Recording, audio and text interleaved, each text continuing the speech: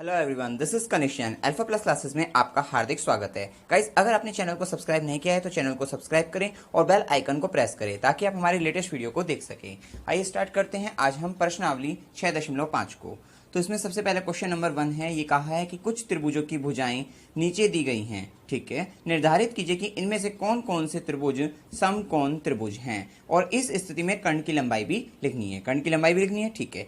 अब आप जानते हैं कि हमें समकोण त्रिभुज को देखना है कि कौन से त्रिभुज जो हैं, ये भुजाएं जो है समकोण त्रिभुज का निर्माण कर रही हैं। आपको पता है कि समकोण त्रिभुज में एक पाइथागोरस प्रमेय तो लगती है कि जो कर्ण का स्क्वायर होता है वो क्या होता है, लंब का स्क्वायर प्लस आधार का स्क्वायर, और कर्ण क्या होती है, समकोण त्रिभुज की सबसे बड़ी भुजा होती है, ठीक है। तो सबसे पहले हम सबसे बड़ी भुजा देख लेते हैं। इसमें 7 सेंटीमीटर, 24 सेंटीमीटर, 25 सेंटीमीटर। इसका मतलब ये 25 सेंटीमीटर है। पहले करके देखते हैं कि कर्ण का स्क्वायर क्या बराबर है इन दोनों के ये 7 का स्क्वायर प्लस 24 का स्क्वायर के बराबर।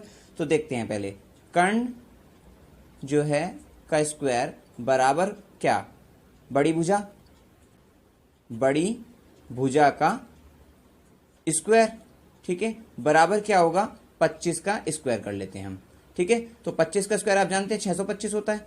क्लियर है इतनी बात, ठीक है। उसके बाद हम निकालते हैं लंब का स्क्वायर, लंब का स्क्वायर प्लस आधार का स्क्वायर, ठीक है। अब लंब और आधार इनमें से कोई सा भी मान लो, आप 7 को लंब मान लो, और जो है आपका मतलब कि जो 7 का स्क्वायर जो होगा लंब होगा, लंब का स्क्वायर हो जाएगा, प्लस 24 का स्क्वायर जो होगा वो आपका क्या होगा, आधार का स्क्वायर हो गया। अब ये होता है 7 का स्क्वायर क्या होगा, 49 हो जाएगा, प्लस 24 का स्क्वायर कितना होता है, 576 होता है।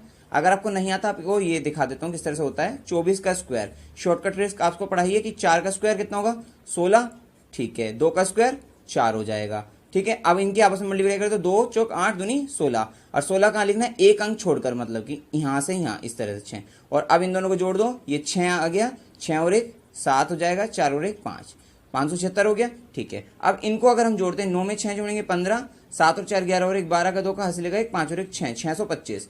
तो आपने देखा कि कर्ण का जो स्क्वायर है वो बराबर किसके आएगा, लंब के स्क्वायर प्लस आधार के स्क्वायर के लिख देंगे। चूंकि कर्ण का स्क्वायर बराबर है किसके, लंब के स्क्वायर प्लस आधार का स्क्वायर, ठीक है, आधार के वर्ग के बराबर, ठीक है ना। तो हमने देखा वर्ग के इसके बराबर है, कर्ण का वर्ग जो है बराबर है लंब का वर्ग प्लस आधार का वर्ग। इसका मतलब क्या होगा, इसलिए ये क्या होगा, त्रिभुज क्या होगा, समकोण त्रिभुज है, इसलिए ये त्रिभुज समकोण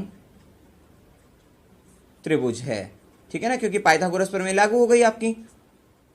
और बस उसके बाद पहले तो समकोण त्रिभुज पूछा था, फिर इस स्थिति में कर्ण की लंबाई लिखिए। कर्ण की लंबाई आपको पता ही है कितनी है, 25 है। तो कर्ण की लंबाई क्या होगी, 25, लंबाई बराबर 25 सेंटीमीटर, आंसर। क्लियर हो गया। इसी तरह से अब नेक्स्ट पार्ट करते हैं इसका।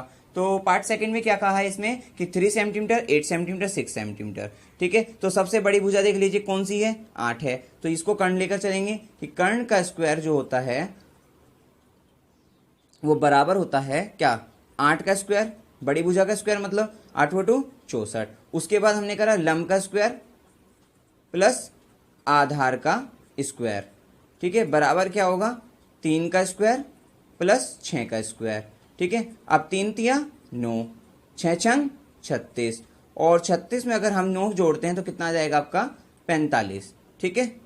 अब लेकिन आपने देखा कि यहाँ पे जो कर्ण का स्क्वायर है वो बराबर नहीं है लंब का स्क्वायर प्लस आधार का स्क्वायर, ठीक है ना। तो ये लिख लीजिए आप, कर्ण का स्क्वायर बराबर नहीं है लंब का स्क्वायर प्लस आधार का स्क्वायर।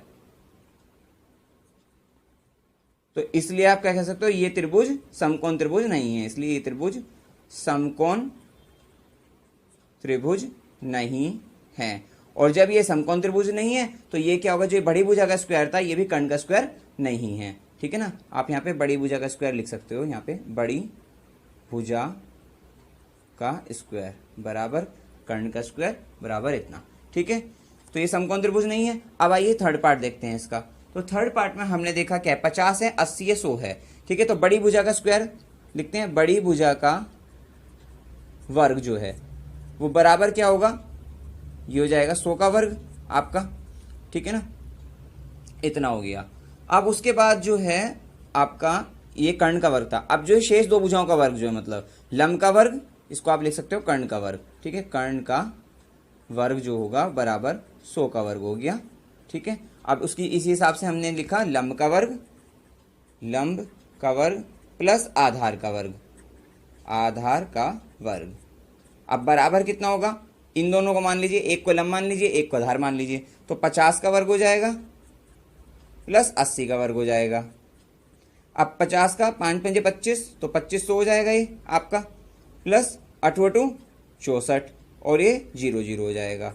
ठीक है, तो 2 0 लगा लेंगे, 5 4 9 और 6 और 2 8 आ जाएंगे। ठीक है, ये आ गया। अब आपने यहाँ पे देखा ये कितना था भाई, ये 4 0 लगे 10,000 हो जाएंगे। ठीक है ना, ये हो गया।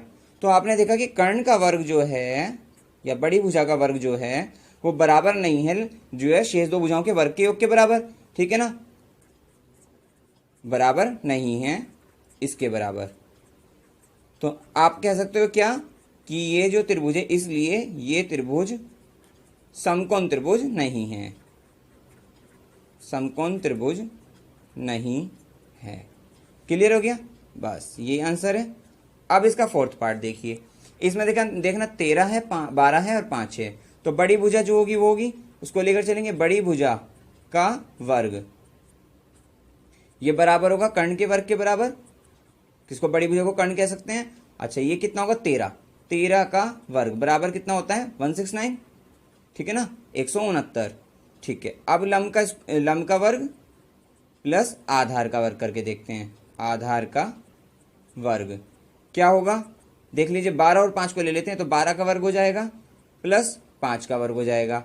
तो 12 का वर्ग क्या होगा 144 होता है, प्लस 5 का वर्ग 25। तो 144 में जब आप 25 जोड़ोगे कितना आ जाएगा आपका 169। तो आपने देखा कि यहाँ पे दोनों बराबर है, मतलब कि कर्ण का वर्ग जो है वो बराबर है लंब का वर्ग प्लस आधार का वर्ग। ठीक है, बराबर 169 आया आपका, जो है 169 बराबर 169। तो इसलिए त्रिभुज कैसा है, समकोण त्रिभुज है, समकोण त्रिभुज है। और उसके बाद उसने पूछा अगर समकोण त्रिभुज है तो कर्ण की लंबाई क्या होगी आपकी 13 सेंटीमीटर। ठीक है ना, बड़ी भुजा क्या 13 ही है ना, तो कर्ण की लंबाई बराबर होगी 13 सेंटीमीटर।